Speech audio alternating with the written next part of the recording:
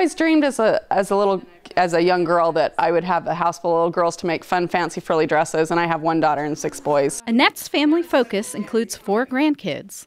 She's decorated Christmas trees in 3 states and 2 countries.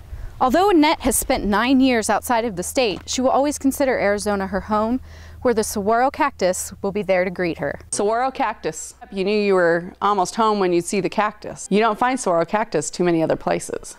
Don't want one in my yard, but don't want any cactus in my yard. There's a different beauty. It's like, you know, the mountains are wonderful, and here in Arizona you can go to the mountains, you can go to the snow, you can go skiing. You don't have to live in it to do it. Annette believes you have to bloom where you're planted, and home is home regardless of where you are. A house is just 4 walls that you can, you know, that you live in.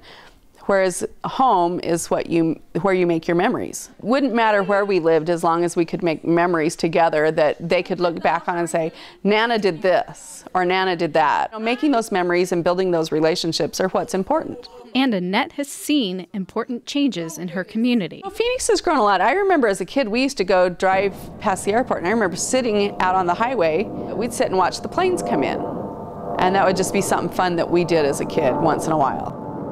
For this mother and grandmother, with each new dress she sews, it's the stitches of time that hold the most meaning. To me, home is a feeling, not necessarily a place, because we have lived so many places.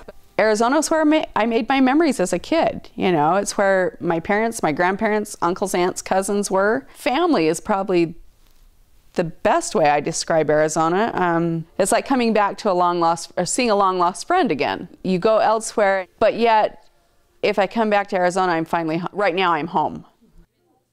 In Queen Creek, Carrie Gladding.